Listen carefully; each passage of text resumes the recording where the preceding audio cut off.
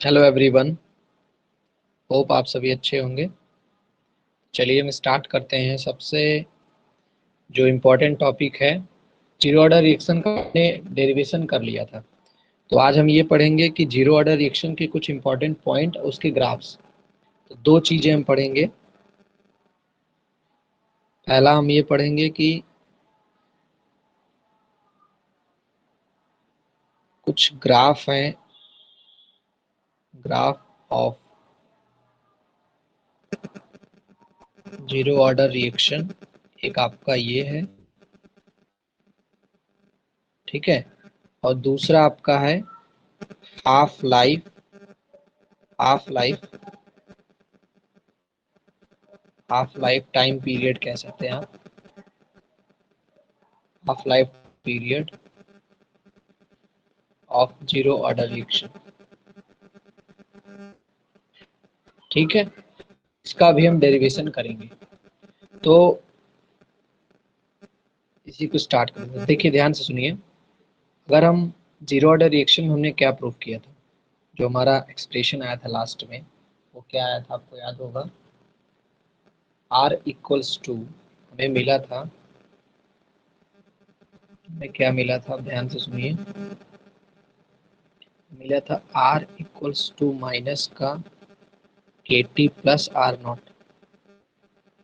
ये हमने डिराइव किया था।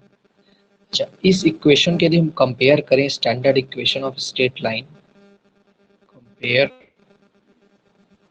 विथ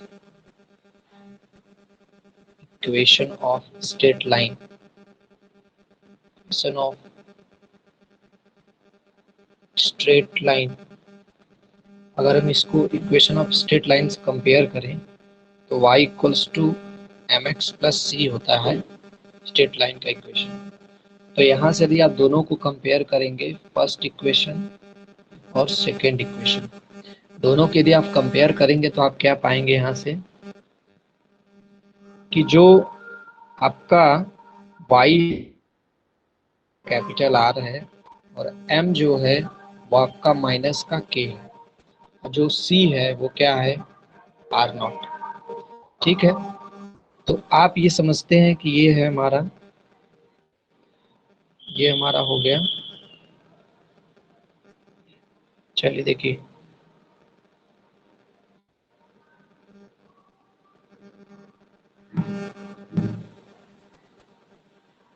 ये हो गया टाइम,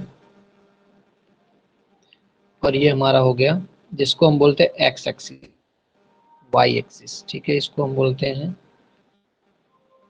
वाई एक्सिस। ठीक है, तो अगर y equals to m x plus c, plus c का ग्राफ ऐसे होता था, जहां पे ये तुम्हारा c होता था। ठीक है, ये होता था y एम एक्स प्लस, और इसका जो स्लोप होता था मतलब पॉजिटिव स्लोप। यहाँ चलोगे ना तो पॉजिटिव स्लोप। ये किसका इक्वेशन है, थोड़ा इसको हम रिकैप करा देते हैं। y equals to m x plus c का ग्राफ है, लेकिन यहाँ हमने, और c है R0, y है R। तो अगर इसका ड्रॉ करें तो सिंपल हमें एक ये हमें मिल जाएगा। देखिए यहाँ पे y एक्सिस R है, m माइनस k है, और जो आपका x एक्सिस है, ध्यान दीजिए यहाँ पे x एक्सिस क्या है, x एक्सिस है आपका, वो है क्या, t। तो इसी से आप कंपेयर करके देखिए, ये आपका हो जाएगा टाइम, टाइम एक्सिस, और ये आपका हो जाएगा r एक्सिस। ठीक है, इसका जो ग्राफ होगा वो ऐसे होगा। ठीक है, ये जो ये होगा, ये आपका R0 होगा। ठीक है, y इंटरसेप्ट, तो इसका जो स्लोप होगा वो क्या होगा, m that equals to slope that equals to minus k. So this is the time axis. Okay, this is the origin, and you say this is the concentration of r। ये जो y axis पे है ना, इसको हम bracket में इसको हम ब्रैकेट में एक्स एक्सिस फिक्स है, क्यों, इसमें तो कोई दिक्कत नहीं होना चाहिए, वाई है। तो हमने जब कंपेयर किया तो हम क्या पा रहे हैं कि आपका वाई एक्सिस ये है और एक्स एक्सिस ये है, और ये हम स्लोप मिल गया। तरह ग्राम ना डिक्रीजिंग ऑर्डर, जैसे जैसे आप टाइम बढ़ा रहे हो आपका कंसंट्रेशन ऑफ रिएक्टेंट क्या हो रहा है। तो ये कभी काल एग्जाम पूछता है कि आप कंपेयर करो जीरो ऑर्डर रिएक्शन को विथ ग्राफिकल अप्रोच। तो ग्राफिकल अप्रोच का ये कॉन्सेप्ट आपको यहाँ पे तैयार होना चाहिए, ठीक है। तो आपका ये आर नॉट होता है, इसी को हम कहीं कहीं यहाँ आर नॉट लिख देते हैं। तो ये आपका ग्राफ हो गया, ठीक है। होप समझ में आ गया हो। अब हम जब पढ़ेंगे वो है आपका दूसरा पॉइंट, जिसको हम बोलते हैं हाफ लाइफ, ठीक है।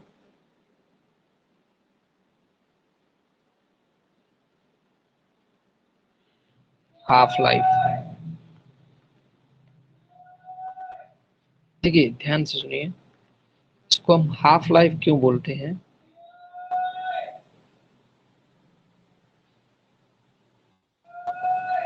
Half life of, half life time period, ठीक है। लाइफ कह दिए तो इसका मतलब जो हो गया, इसका इसका जो टाइम है वो टी हाफ है, ठीक है, हाफ लाइफ टाइम पीरियड। तो वही स्टैंडर्ड इक्वेशन से चलेंगे कि वी नो दैट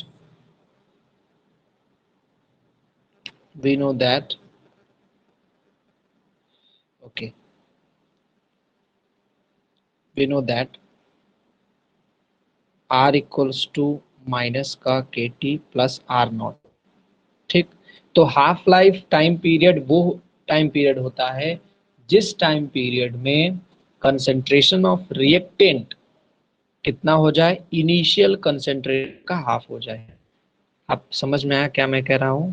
मैं ये कह रहा हूं कि हाफ लाइफ पीरियड वह टाइम ड्यूरेशन है जिस टाइम ड्यूरेशन में जिस टाइम ड्यूरेशन में आपकी उस इनिशियल कंसंट्रेशन का हाफ हो जाए, मतलब कंसंट्रेशन ऑफ रिएक्टेंट जो हो वो इनिशियल कंसंट्रेशन का हाफ हो जाए, वो होता है half life time period.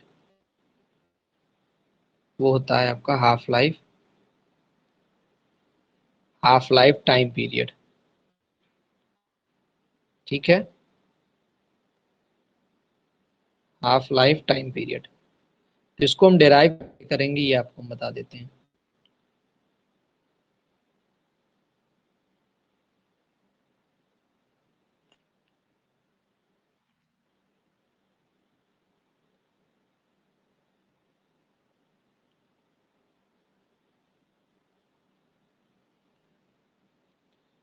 Half life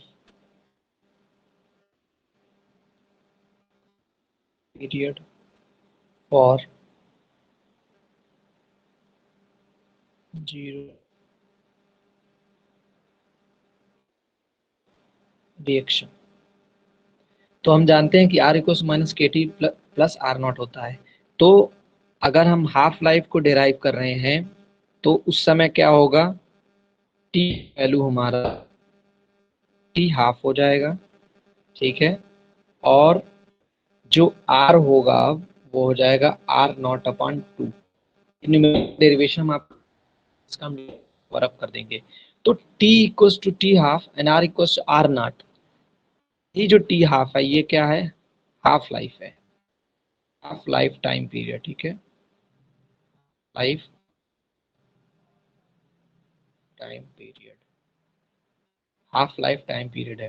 तो यहाँ पे अगर हम पुट करते हैं तो हमें मिलेगा r not upon two equals to minus k t half plus are naught. तो इसको हम इस साइड लाते हैं तो हमें क्या मिलेगा, not upon two minus R not upon to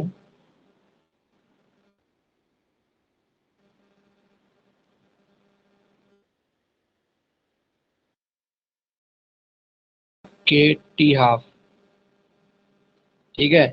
अब इसका R not upon two k t half, ये माइनस कैंसिल हो जाएगा, आपको क्या मिलेगा, t half equals to R not upon 2k, और k equals to R not upon 2t half. ये दोनों जो इक्वेशंस बने हैं आपके आपके स्टैंडर्ड इक्वेशंस, ये आपके क्या हैं, स्टैंडर्ड इक्वेशंस। आप यहां से क्या इसका मतलब आप ये समझ रहे होंगे कि इनिशियल कंसंट्रेशन पे डिपेंड करता है, केवल किस पे डिपेंड करता है, कंसंट्रेशन। आपको अगर इनिशियल कंसंट्रेशन दे दिया किसी रिएक्शन का, कोई अमाउंट दिया कि इनिशियल कंसंट्रेशन ये है, आप उसका हाफ लाइफ निकालिए, तो आप आसानी से t half equal to R not upon 2k कर देंगे। तो आपको k दिया होगा तो वहां से आप आर नॉट अपॉन 2k कर देंगे। तो टी हाफ का डेफिनेशन हमने नहीं क्लियर किया था ना। तो आप कॉन्सेप्ट ये है कि जिस टाइम पर इनिशियल कंसंट्रेशन कितना हो जाए, आर नॉट बाई 2 हो जाए, ठीक है। जैसे आपने रिएक्शन लिया, कुछ इनिशियल में आर नॉट लिया, अब आप समय काउंट कर रहे हो, एक ऐसा समय आएगा जिस समय पे आर की जो वैल्यू होगी वो आर नॉट बाई 2 हो जाएगी, होगी, पॉसिबल है। भाई आपने मान लीजिए 10 किलो लिया, 10 किलोग्राम लिया आपने, क्या आर नॉट लिया, केजी होगा, होगा। तो जिस टाइम पे 5 kg होगा वही रिएक्शन का हाफ लाइफ होगा। Hope you got my point. That time will be equals to a half, and that reactant will be R naught by 2 kg लिया R naught, अब मेरा कितना हो गया R naught by 2 हो गया, वो टाइम मेरा कहलाएगा टी हाफ। इसके पीछे का लॉजिक था और यही कॉन्सेप्ट था, और ग्राफ आपको मैं समझा ही दिया। तो इससे आप समझ सकते हैं कि ये कितना इंपॉर्टेंट है। अगर आपको इनिशियल कंसंट्रेशन दे दिया, जो जस्ट आप पता कर लेंगे कितने समय बाद इसका टाइम, कितने समय बाद ये अपना कंसंट्रेशन का अमाउंट आधा कर लेगा। ये काफ़ी एप्लीकेबल प्रोसेस है इंडस्ट्रियल लेवल पे, तो इसलिए आपको ये पढ़ना आवश्यक था, ठीक है। होप आपको समझ में आ गया होगा। हम इसी पे रोकते हैं। Okay, thank you.